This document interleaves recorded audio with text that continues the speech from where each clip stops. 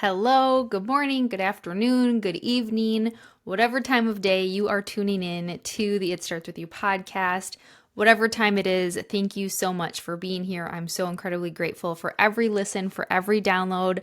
And I absolutely love when I get those messages saying, hey, I just listened to this episode and it really helped me, or I see people share it out. So if you feel inclined to reach out with me and to me and let me know that you listened, I absolutely loved it. And even more if you share it out with others, that just helps to get this message out to more people.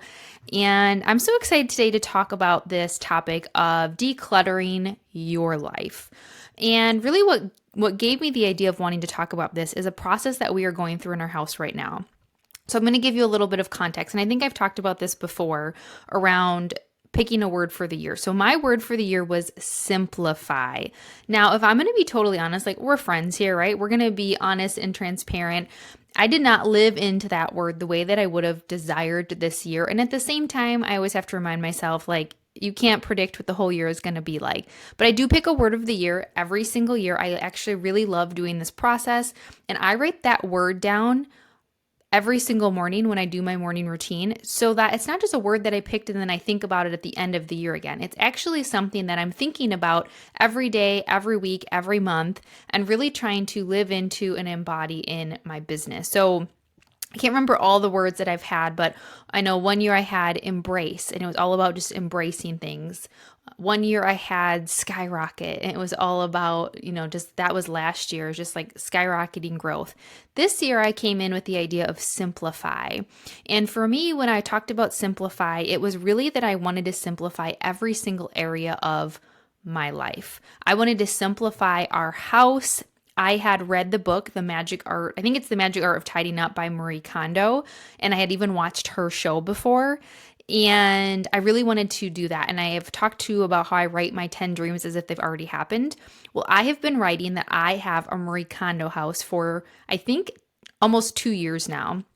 And here's the thing is I always tell people we can't go for all of our goals at the same time, right? So it just really wasn't necessarily a priority. I had done the first step of her process where you go through your clothes and you take them all out and you pile them on your bed. I had done that step and I hadn't done anything really since then. So this has been something that I had been writing down. So I wanted to simplify our house. I also wanted to simplify my business and come up with more processes and simplify offerings. It just felt like everything, trying to run multiple businesses in the house and be a mom and have time left for myself and self-care and taking care of my health issues and all of the things.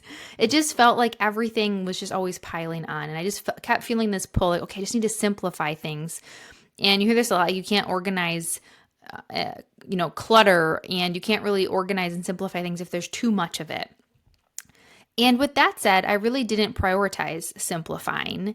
And in really most of the areas, I just kind of was like going through, and it was such a big growth year for me that I was just doing things. And you might be able to relate to this where you set out with a priority and then other things kind of come over. But I still kept feeling this pull. Every conference I went to, every event I went to, every time I was running around like a hot mess express, as I say, I was like, oh, I need to simplify, because we can't, again, if there's just too much of this stuff, you can only do so much to plan your time, to organize your time, if there's just too much. And so I kept feeling this and yet wasn't making it a priority.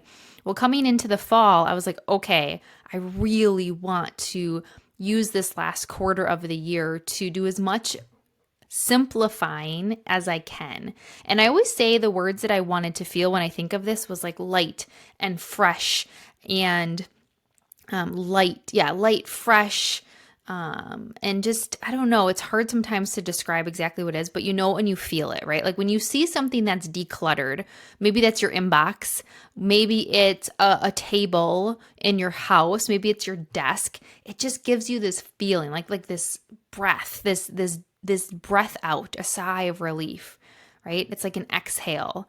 And that's what I wanted. And so I thought, okay, this fall, I am going to do as much as I can before we get into the next year.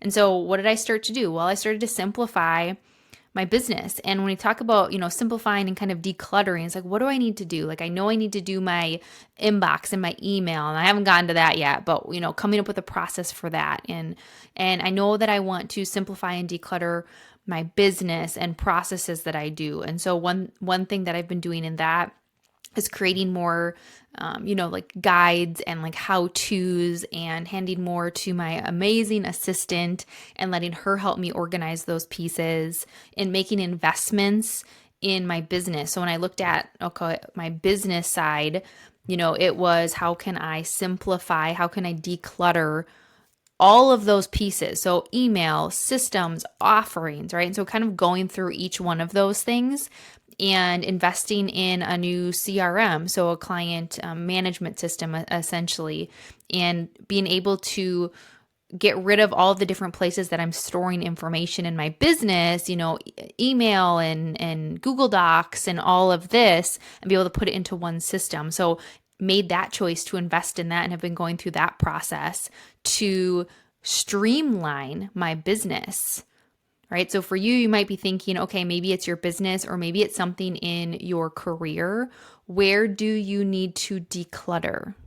Where do you need to simplify? And how would that feel? Because this process is painful. Let me tell you that. Trying to find the time to do it, trying to change, or it's like change manager, trying to change things you've been doing.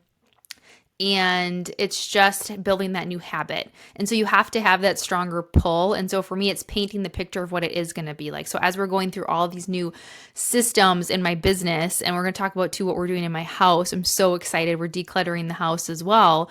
But from that kind of business side, is really painting the picture of what it's going to feel like and look like when it's decluttered, when I have more space in my email, when we have one system that houses all of our business information instead of in all these different places, and how easy it's going to be to say, hey, we need to send out this offer, like all of those things. And so really painting the picture for me. And I always come back to like, how is it going to feel? It's going to feel light. It's going to feel like an exhale. It's going to feel simple, right? We overcomplicate things. And so it's going to feel simple.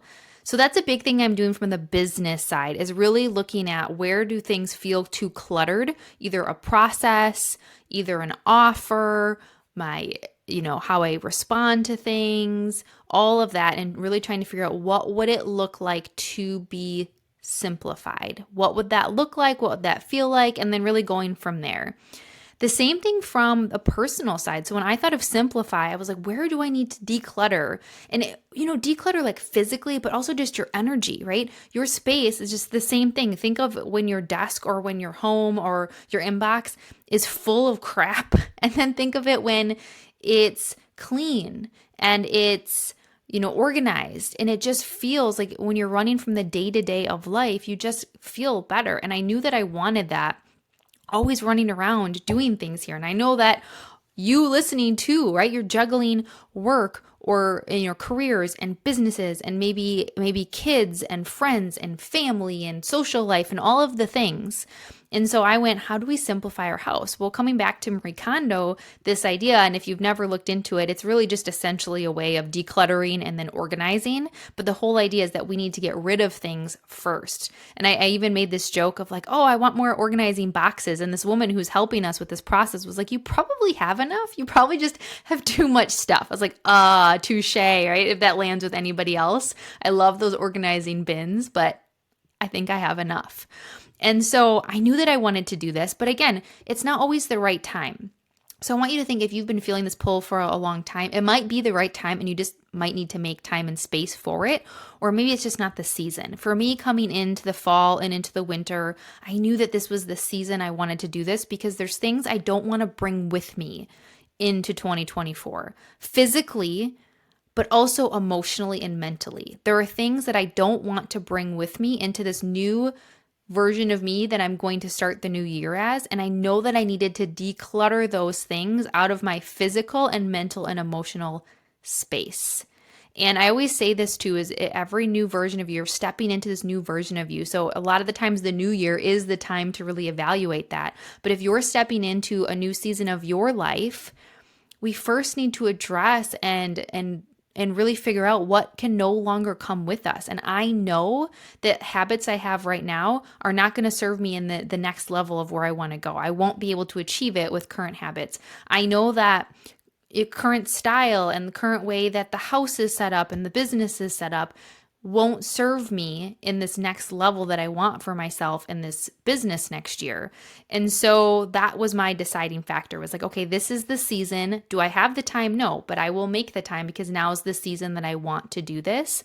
And so once I made that choice, it's so interesting to me, whatever you want to say, if if it's God, universe, whatever it is for you, when you say you're ready for something and you're open to receiving it, that is when it will come, right? When it's the right time and you are now open to it and you're like, okay, this is what I want now, then those things start to come. And I really believe that. And so I went to this networking event and I sat next to this woman and we introduced ourselves and I said like, oh, okay, what do you do? And it was so crazy. She literally said, I'm a professional organizer. I use the Marie Kondo method. And I just had this big smile across my face. And I think I even pointed at her and this woman didn't really know me yet. And I was like, listen, yes, I'm in. And I started to tell her what I'm sharing with you. In a nutshell, I essentially said, I've been following Marie Kondo. I've been writing that I have a Marie Kondo style house for 2 years every single morning. And I'm ready. Like now I'm ready. Now is the season to do it. And I told her, I was like, I'm traveling a few times. And when I get home, I'm going to give you a call and I'd love to talk about it. And I did. And I gave her a call and we had an amazing conversation. She has such a peaceful presence and this zen, which is exactly what I need. And so we are bringing her in to our house and we already had one session and it was phenomenal. And she's helping us walk through the process to declutter and to simplify and in this style, this method that she uses. And a couple of things that I want to say about this is, first of all, could we do this on our own? Potentially, yes, we could, because I could read the book, which I have, and I started the process.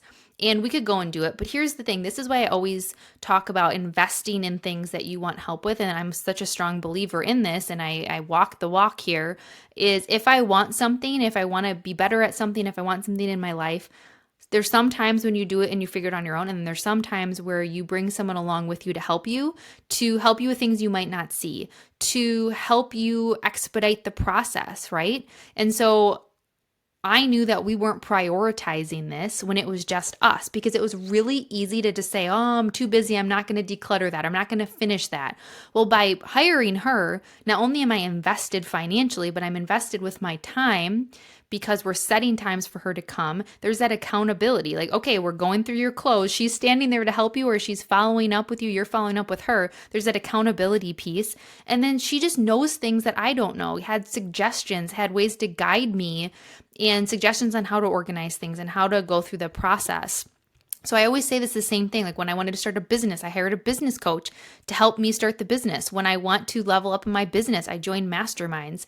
And that's the same thing. If you're someone who's looking to grow in your leadership and your performance, working with a coach can help you to do that. And hey, I happen to know one. If you're looking for one, they help you to hold you accountable, to help hold up a mirror for things you don't see, to help expedite the process so that you aren't floundering, right? It's the same thing with speaking. I help people with speaking, and hey, I know somebody that does that, right? So if you want to get better at it, could you figure it out on your own?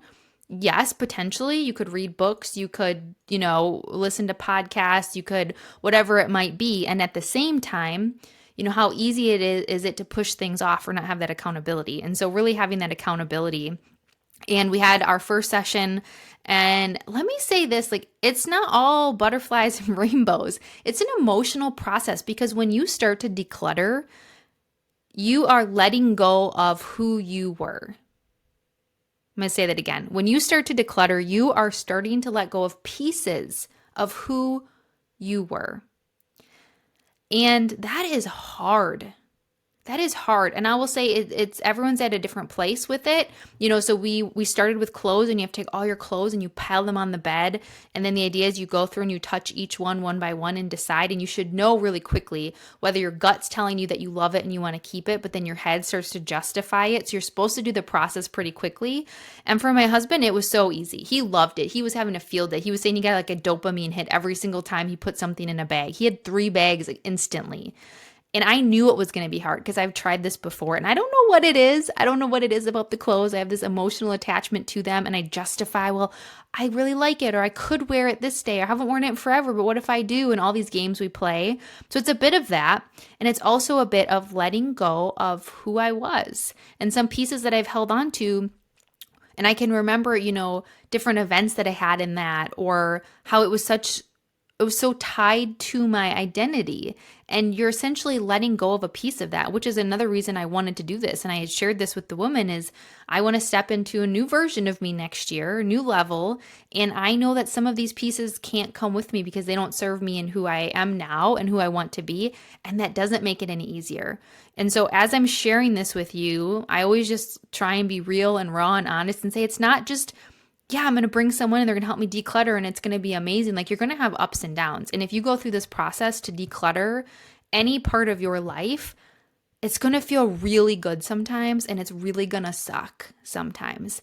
And I say just embrace that and just know that it's okay to feel that way. And I think just giving myself permission to know I was going to feel that way and it was going to be hard. And there was moments when I was like, I just need a break from making decision fatigue.